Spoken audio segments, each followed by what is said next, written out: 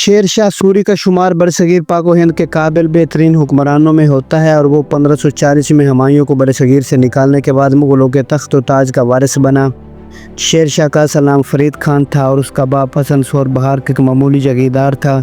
فرید خان بچپن ہی میں سوتیلی والدہ کے سلوک سے تانگ آ کر جونپور چلا آیا، جو ان دنوں علم و ادب کا مرکز ہونے کی وجہ سے شیراز ہند کہلاتا تھا۔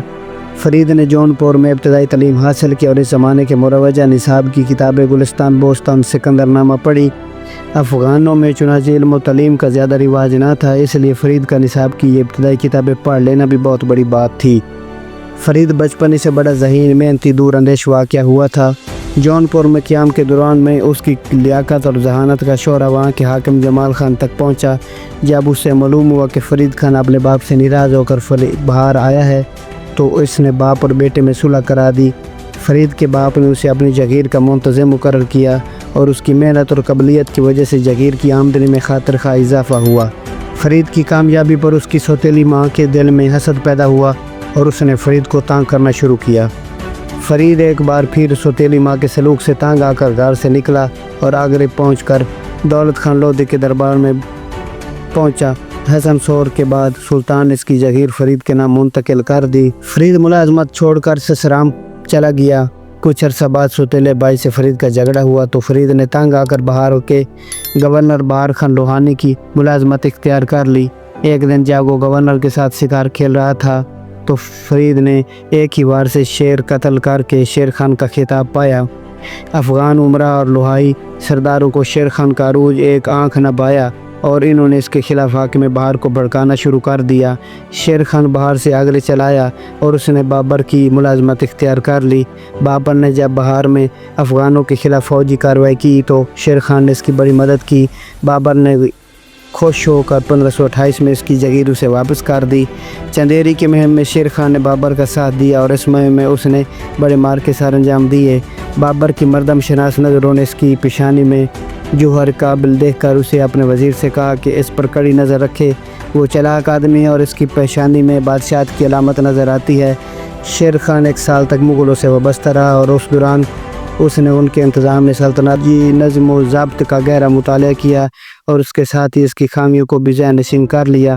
یہیں سے اس نے یہ رائے قائم کی کہ مغلوں کی حکومت ختم کرنا چندہ دشوار نہیں۔ 1528 میں شیر خان بابر کی اجازت کے بغیر مغل کیمپ سے فرار ہو کر سسرام پہنچ گیا۔ شیر خان نے دوبارہ بہار کے حاکم کی ملازمت اختیار کر لی۔ حاکم بہار نے شیر خان کو اپنے بیٹے جلال خان کا عطلیق مقرر کیا۔ چند ماہ بعد حاکم بہار سلطان محمد شاہ نے وفات پائی تو جلال خان اس کا جانشین ہوا۔ سلطان کی بیوہ نے شیر خان کو جلال خان کا سرپرست اور بہار کا نائب منتظم مقرر کیا۔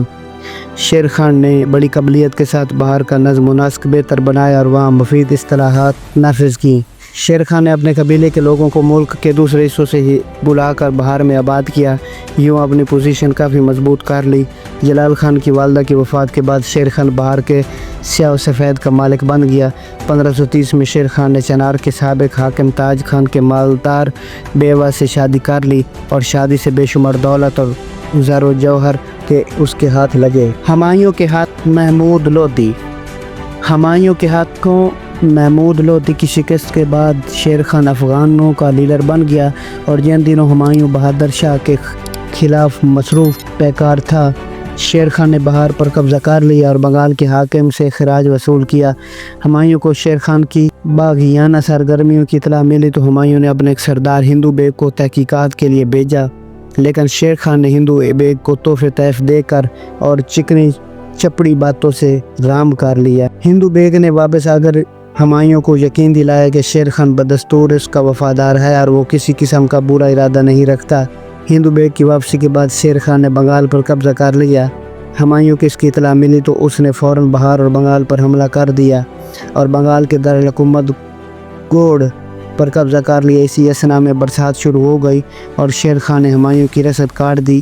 جب ہمایوں نے واپس جانا چاہا تو شیر خان نے جگہ جگہ اس کا راستہ روک کر اس کے لیے مشکلات پیدا کر دی اور چونسا کے مقام پر ہمایوں کو شکست فاش دی۔ اسی فتح کے بعد شیر خان نے اپنی بادشاہت کا اعلان کر کے شیر خان کا لقب اختیار کر لیا۔ ہمایوں چونسا سے بامشکل جان بچا کر آگرے پہنچا اور از سر 9 فوج جمع کر کے شیر خان کے خلاف مقابلے کے لیے بڑھا، لیکن کنوج کے مقام پر شیر خان نے اسے دوبارہ شکست دی۔ ہمایوں تخت و تاج سے ہاتھ دھو بیٹھا اور پنجاب اور سندھ سے ہوتا ہوا ایران چلا گیا۔ شیر خان ہمایوں کا تعاقب کرتے ہوئے خوشاب تک پہنچ گیا۔ خوشاب سے اس نے ہمایوں کے تعاقب میں ایک مہم بھیجی جس نے پنجند تک ہمایوں کا تعاقب کیا، لیکن ہمایوں اس کے ہاتھ نہ لگا اور وہ سندھ پہنچنے میں کامیاب ہو گیا۔ شیر شاہ نے خوشاب میں طویل عرصے تک کام کیا اور اس نواح کے بلوچ سرداروں نے اس کی خدمت میں حاضر ہو کر اپنی فرما برداری کا یقین دلایا۔ خوشاب سے شیر شاہ گگروں کی سرکوبی کے لیے جہلم کی طرف روانہ ہوا، جو کافی عرصے سے حکومت کے لیے سردرد بنے ہوئے تھے، اور ان کا سردار سارنگ خان کسی بڑی طاقت کو بھی خاطر میں نہیں لاتا تھا۔ شیر شاہ نے گگروں کی سرکوبی کے لیے جہلم کے قریب روہتاس کے مقام پر ایک مضبوط قلعہ تعمیر کروایا اور ہیبت خان نیازی کو 50,000 سپاہیوں کے ساتھ وہاں متعین کیا۔ اسی دوران میں شیر شاہ نے کشمیر پر قبضہ کرنے کی کوشش کی، لیکن وہ اپنے مقصد میں ناکام رہا۔ شیر شاہ بھی پنجاب ہی میں تھا کہ اسے بنگال کے گورنر خضر خان کی بغاوت کی اطلاع ملی۔ شیر شاہ پنجاب سے بنگال کی طرف روانہ ہوا اور اس نے خضر خان کو شکست دے کر بنگال کو متعدد سرکاروں میں تقسیم کر دیا۔ شیر شاہ نے بنگال کی حکومت فوجی حکام کی بجائے سول حکام کی سپورٹ کی، اس سے آئندہ بغاوت کے امکانات ختم ہو گئے۔ بنگال سے واپسی کے بعد شیر شاہ نے 1542 میں مالوا پر حملہ کیا۔ مالوا کے حاکم ملو خان نے ہمایوں کے زمانے میں ہی اپنی بادشاہت کا اعلان کر دیا تھا۔ شیر شاہ برصغیر میں کسی اور حاکم کو خود مختار دیکھنا پسند نہیں کرتا تھا، اس لیے اس نے 1542 میں مالوا پر حملہ کیا۔ ملو خان نے شیر شاہ کی طاقت سے مرعوب ہو کر اس کی اطاعت قبول کر لی۔ مالوا سے واپسی پر شیر شاہ نے رنبور فتح کیا۔ وسطی ہند میں رائے سین کے ایک بڑے اہم قلعہ تھا، وہاں ایک راجپوت راجہ پورن مل حکمران تھا۔ پورن مل نے سرکشی اختیار کر کے قرب و جوار کے مسلمان بستیوں کو تباہ و برباد کر ڈالا اور مسلمان عورتوں کو گرفتار کر کے لے آیا۔ شیر شاہ نے اسے قرار واقعی سزا دینے کا تہیہ کیا، فوج لے کے رائے سین پر حملہ کر کے اسے فتح کر لیا اور شیر شاہ کے حاکم سے پورن مل قتل ہوا۔ شیر شاہ کے عہد میں پنجاب کے گورنر ہیبت خان نیازی نے پاک پتن فتح کیا اور حکمران ملتان کے بخشو لنگا کے خلاف فوج کشی کی۔ ہیبت خان نے ملتان پر قبضہ کر لیا۔ اس طرح شیر شاہ نے سندھ پر قبضہ کر کے سمید خان کو وہاں کا گورنر مقرر کیا۔ شیر شاہ چلاک حکمران ہونے کی وجہ سے ایک ذہین اور اصلاح پسند حکمران بھی تھا، تو اس موقع پر اس نے ایک سیاسی چال چلی۔ ایک ذیلی خط لکھ کر مالدیو کو اپنے فوجی سرداروں سے بدظن کر دیا۔ شیر شاہ کی یہ چال کامیاب رہی اور مالدیو اپنے سرداروں سے بدظن ہو کر میدان جنگ سے بھاگ نکلا۔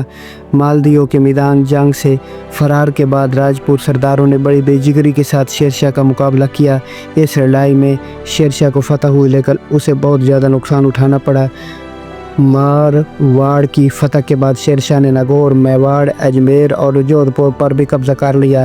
راجپوتانہ کی تسخیر کے بعد شیر شاہ نے کلنجڑ پر فوج کشی کی اور قلعے کا محاصرہ کر لیا۔ یہ محاصرہ 7 ماہ تک جاری رہا۔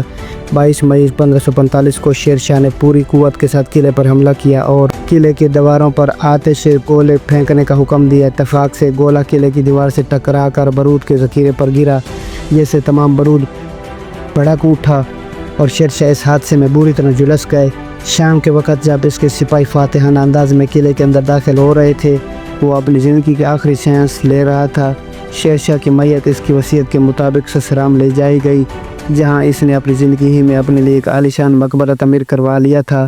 یہ مقبرہ ایک وسیع تالاب کے وسط میں واقع ہے اور افغانوں کی فن تعمیر کا مظہر ہے۔ شیر شاہ کی اصلاحات میں عدالتی نظام، فوجی اصلاحات، اس کے علاوہ جرنیلی سڑک، رفع عامہ کے کام اور چوکیوں کا قیام، سرائے اور اس طرح کے بے شمار اقدامات کروائے تاکہ لوگوں کو فائدہ ہو اور ان کی زندگیوں میں آسانی آئے۔ شیر شاہ نے مسجدوں میں علماء اور اماموں کا انتظام کیا تاکہ وہ وہاں پر 5 وقت کی نماز ادا کروا سکیں۔ اس کے علاوہ طالب علموں کے لیے وظائف مقرر کیے تاکہ ان کی تعلیم میں ان کی سپورٹ جاری رہے۔ اس کے علاوہ شیر شاہ نے روڈوں کے ساتھ سایہ درخت بھی لگوائے اور مختلف سرائے بھی تعمیر کروائیں تاکہ آنے جانے والے مسافروں کے لیے سائے کا انتظام ہو۔